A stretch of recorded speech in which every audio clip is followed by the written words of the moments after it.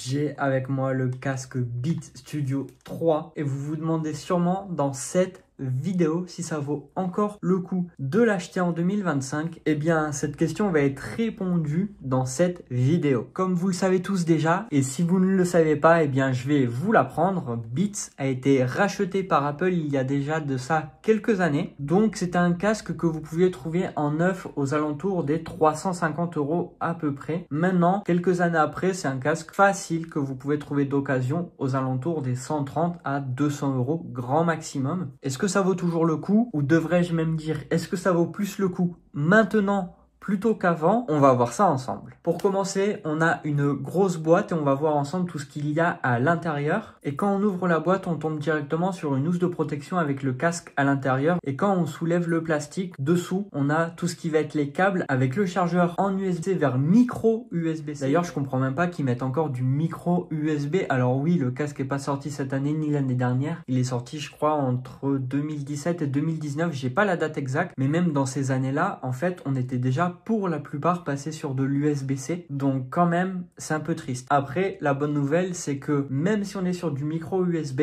vous bénéficiez de 3 heures d'écoute musicale avec 10 minutes de recharge seulement.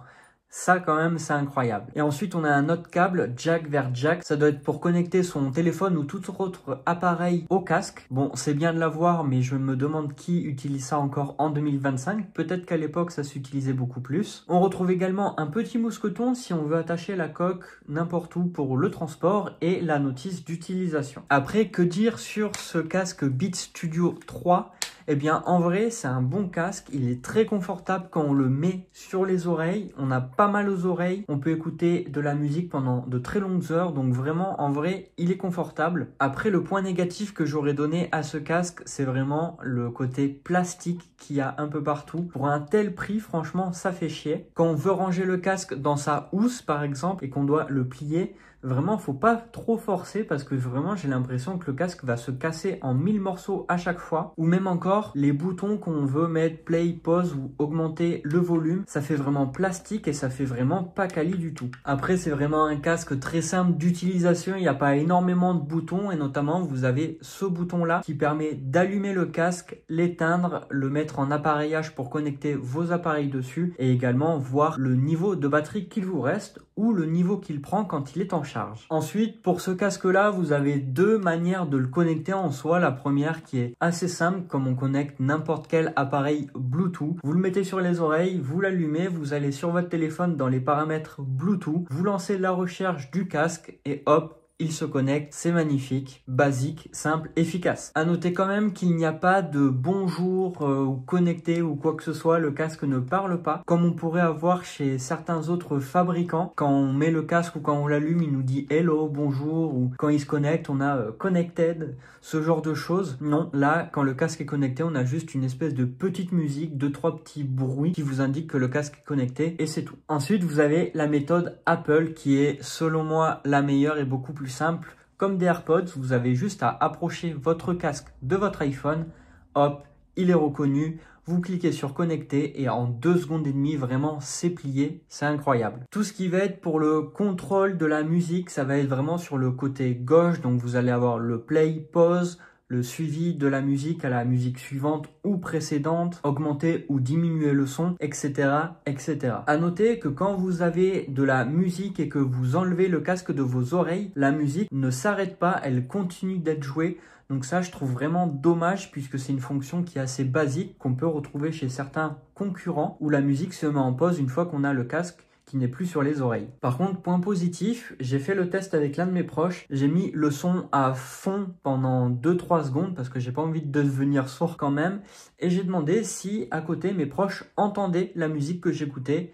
Ils m'ont répondu que non. Donc vous pouvez être tranquille si vous avez honte de ce que vous écoutez, personne ne vous entendra. En ce qui concerne la batterie de ce casque, Beats nous a annoncé qu'on aurait jusqu'à 22 heures d'écoute non-stop. Alors je n'ai pas tenu autant malheureusement, donc je pourrais pas vous dire si c'est vrai ou pas, mais j'ai déjà tenu plusieurs heures en écoutant de la musique et vraiment j'ai pas vu une grosse diminution de la batterie, donc ça c'est plutôt cool. Et puis dans tous les cas, comme je vous l'ai dit précédemment, si vraiment vous êtes en rade de batterie, vous avez juste à le recharger 10 minutes et vous regagnez 3 heures d'écoute supplémentaires. L'autre point que je voulais aborder avec vous, et je pense que c'est l'un des plus importants, c'est la qualité du son, du moins la qualité de la musique. Alors moi, faut savoir que j'écoute vraiment tout style de musique, que ce soit de la musique électro ou du rock en passant par Megadia, mais ça peut être aussi de la musique un peu pop française. La dernière que j'écoute en ce moment, c'est Petite musique de Eddie De Pretto, voilà, pour vous donner un ordre d'idée. Et vraiment, je trouve que le son est très très bon dans ce casque. On a de bonnes basses. Alors ceux qui vont écouter de la musique électro, par contre, vous allez adorer parce que ça fait boum boum boum. Et vraiment, moi aussi, j'adore ça quand j'écoute de la musique électro. Mais sinon, je trouve qu'on a tout qui est bien réparti. On a tous les instruments qui sont bien à leur place. Sur certains casques ou écouteurs, ça peut être un instrument qui va être vraiment derrière, un petit peu camouflé, un autre qu'on va entendre un peu plus en avant, alors que là, non, je trouve que vraiment tout est bien à sa place. Avec ce casque, j'ai également regardé pas mal de films et de séries en le connectant sur l'Apple TV. Pareil, la connexion sur l'Apple TV, ultra simple vu que c'est un produit Apple. Et franchement, j'ai été assez surpris par la qualité du son. On sait très bien que la qualité du son sur des musiques est totalement différente des films. Et franchement, pas déçu. On a des bons effets sonores qui ne prennent pas le dessus sur les voix. Donc on entend très bien les voix. Après, vraiment, dans tous les cas, sur l'Apple TV, vous avez des options pour diminuer les sons forts ou mettre les voix par-dessus les effets spéciaux. Mais moi, vraiment, je n'ai pas eu besoin. Donc agréablement surpris par la qualité du son de ce casque. Et puis, je vous le redis encore une fois,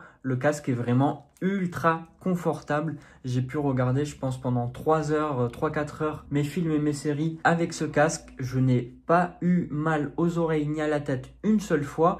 Et même au bout d'un moment, j'avais oublié que j'avais le casque sur la tête. C'est pour vous dire. Après, bien sûr, ça ne sera pas comparable avec les AirPods Pro, mais en même temps, il faut comparer ce qui est comparable. Aïe, aïe, aïe, aïe, aïe. Là, on va rentrer dans un point un petit peu négatif pour moi, parce que c'est vraiment plutôt un argument marketing plus qu'autre chose. C'est la réduction de bruit active. Pour moi, après tous les tests que j'ai fait, elle est vraiment inexistante. Ou alors, c'est que je suis tellement habitué à la réduction de bruit active de mes AirPods Pro que je n'ai pas vu de différence entre le fait de l'activer ou de la désactiver. Sur le casque, hein, je parle. Alors que la réduction de bruit de mes AirPods Pro, quand on l'active, on voit vraiment une très grosse différence et c'est vraiment de très très bonne qualité. Après, comme je vous l'ai dit encore une fois, comparons ce qui est comparable. Sur ce casque, je vois pas de différence en fait entre la réduction de bruit active qui est activée ou qui est désactivée. Pourtant, j'avais la télé à côté de moi, j'avais la machine à laver aussi à côté de moi. Alors,